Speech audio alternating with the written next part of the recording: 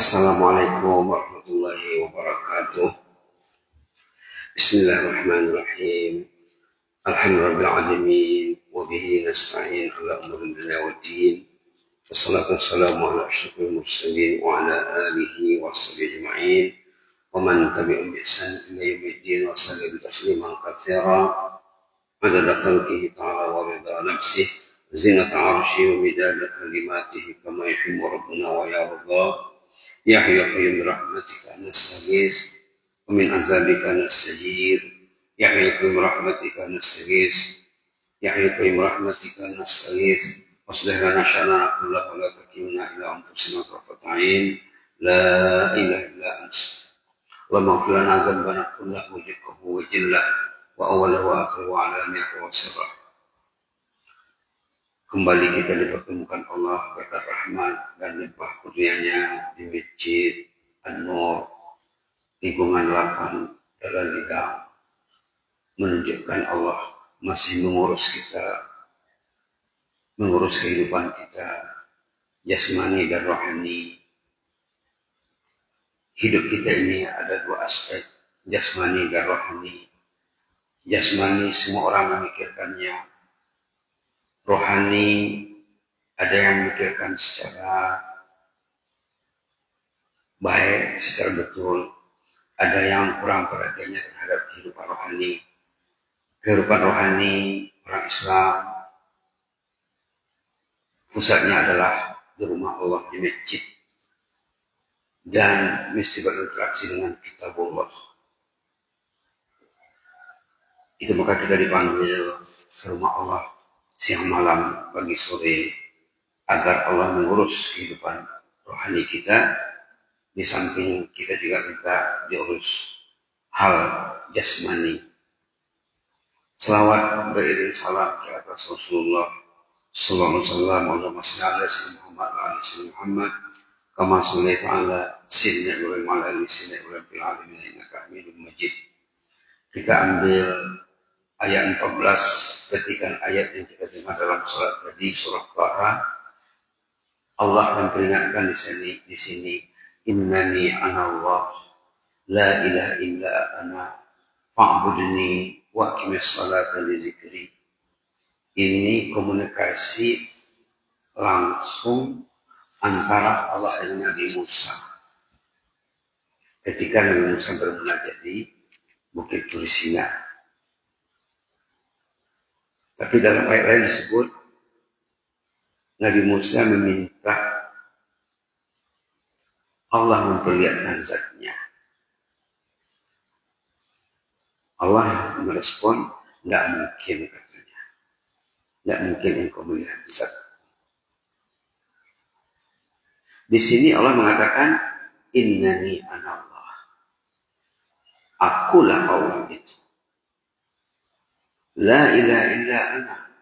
Tiada ilah selain. Sama dengan la ilaha illallah. Yang kita zikirkan la ilaha illallah. La ilaha illallah. La ilaha illallah. La ilaha illa ana. Tiada ilah selainku. Dalam ayat kursi yang kita selalu baca juga, la ilaha illahu. Tiada ilah. Dialah satu-satunya ilah. La ilaha illa ana fa'budni wa aqimis salata li zikri. Tiada ilah selainku. Maka fokuslah beribadat kepadaku, kata Allah. Fa'budni, beribadahlah kepadaku. Wa aqimis salata li zikri. Tegakkanlah salat untuk berzikir kepada Allah. Salat itu zikir yang paling penting. Quran juga dikatakan zikir. Zikir yang kita sebut dalam bahasa kita sehari itu zikir juga. Fa'budni, ibadahilah aku, sembahlah aku. Wa aqimis salata li zikri. Tegakkanlah salat untuk mengingat aku, kata Allah. Subhanallah. Seharusnya kita berusaha sewaktu salat kita perlu Memfokuskan perhatian kita, ingatan kita, yang dikatakan dalam bahasa Islam hudurul qalb. Hudurul qalb. Mungkin jarang kita dengar ya. Hudurul qalb, hatinya hadir. Berinteraksi dengan apa yang dilakukannya, dengan apa yang disebutkannya. Nah, contohnya kemarin sudah 3 subuh kita berturut membicarakan tentang Al-Fatihah. Al-Fatihah, ayat yang kita baca itu direspon Allah. Alangkah perlunya kita menghayati Al-Fatihah agar berinteraksi dengan Allah itu semakin hebat, semakin sempurna insyaallah. Nah, wa aqimis salata li dzikri, tegakkanlah salat itu untuk berzikir kepada Subhanallah. Kalau kita perhatikan salat cara Rasul, salat cara sahabat, salat cara orang-orang saleh, berinteraksi mereka sewaktu salat bersama ibadah salat, kita kagum melihatnya. Rasulullah SAW kalau salat malam sampai kakinya bengkak karena lama berdiri. Saya pernah dulu menyaksikan ketika berada di tanah suci di Masjidil Haram. Saya perhatikan orang yang sholat di sana depan Ka'bah. Pernah saya lihat jemaah itu sholat jam 2, setengah 3, jam 3. Subhanallah. 1 rakaat itu mungkin setengah jam lebih. Yang 2 rakaat itu mungkin sejam. Macam mereka berinteraksi dengan sholatnya ya. Saya sudah baca Fatihah, Bapak itu baca surah, mungkin 20 menit dia baca surah. Capek dia, kalau lihat mukanya, wajahnya, umurnya sudah di atas 60 tahun. Subhanallah. Dia sholat 20 menit baca surah, kemudian dia capek, berdiri, dia duduk, dia lanjutkan bacaan surahnya. Mungkin 5 menit, 10 menit, dia berdiri. Subhanallah. Kemudian duduk lagi. Mungkin sudah 3 kali duduk dan berdiri, baru dia rukuk. Subhanallah. Wa aqimis salata li dzikri. Tegakkanlah salat untuk berzikir kepada Allah. Maka untuk memperlancar zikir ini, kalau kita perhatikan ayat-ayat salat dalam Quran, contohnya ayat yang selalu dibaca oleh imam ataupun khatib Jumat, ayat dalam surat Al-Ankabut. Nanti pulang ke rumah lihat surat Al-Ankabut juz 21 di penghujung juz 20. Di sini perintah salat diawali dengan perintah tilawah. Utlu ma uhiya ilaika minal kitabi wa aqimis shalah. Ayat 45 halaman 401. Wa aqimis shalah diawali dengan utlu ma uhiya ilaika minal kitab. Baca kitab dulu, baru salat. Barulah inna salata tanha 'anil fahsya'i wal munkar. Jadi kalau kita tak bisa membaca Quran dalam salat seperti yang dilakukan oleh jemaah yang dilihat itu satu contoh ya. Memang amalan seperti itu memang amalan orang saleh. Kalau kita tidak bisa membaca Quran dalam salat, menurut ayat ini kita baca Quran sebelum salat untuk memperbaiki jaringan kita dengan Allah, memperbaiki koneksi lain kita dengan Allah. Kita kena baca Quran dulu, baca Quran.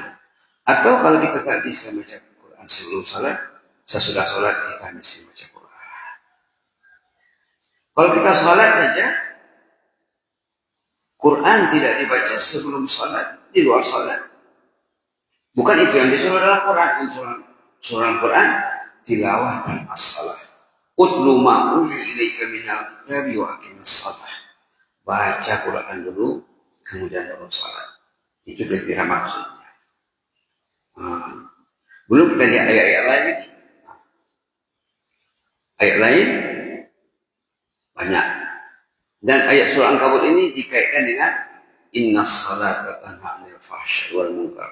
Salat yang demikian itulah yang kami cegah daripada perbuatan keji dan perbuatan munkar. Kenapa orang itu salat tapi tidak menjauhi perbuatan keji dan munkar? Karena belum dipenuhi perintah.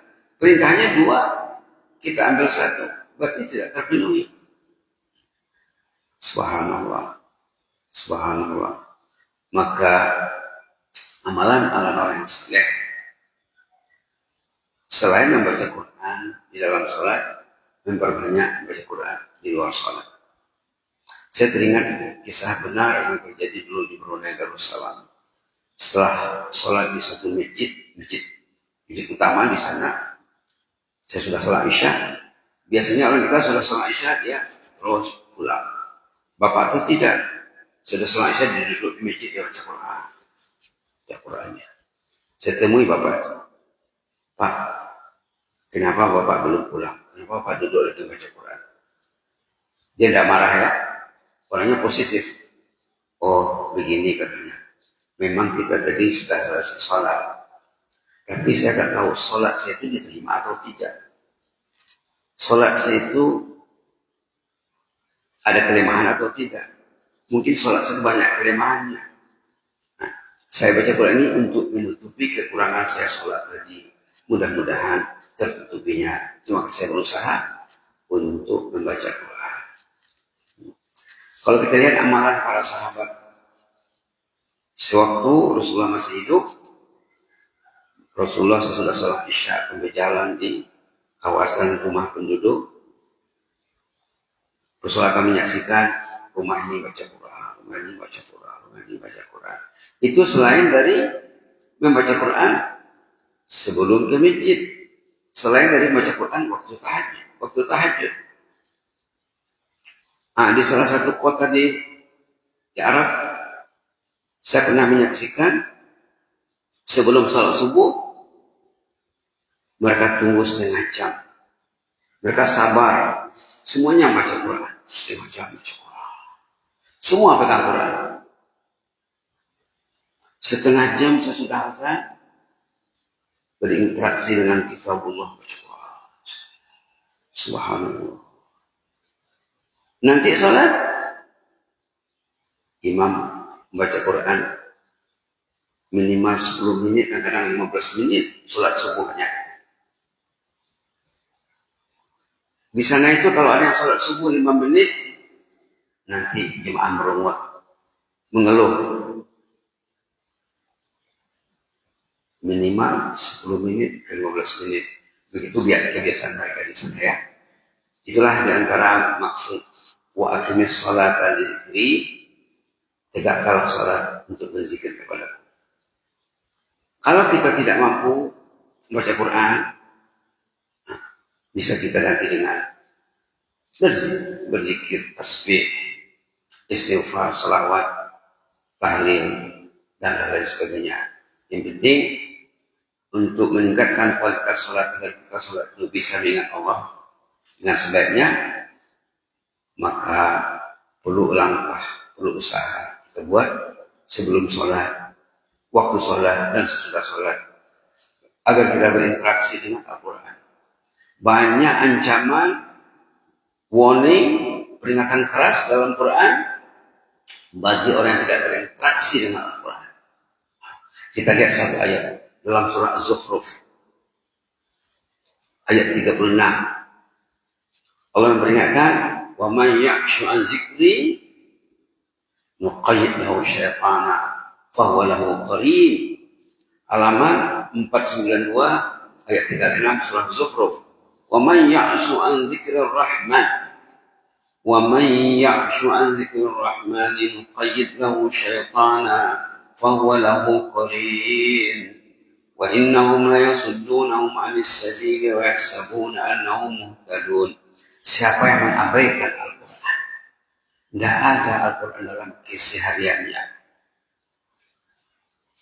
nuqayyid lahu syaitan, Allah akan memberi peruntukan, Allah akan melantik, mengkhususkan syaitan untuk dia, untuk mengacaukan kehidupannya, mengganggu dia dalam hidup ini.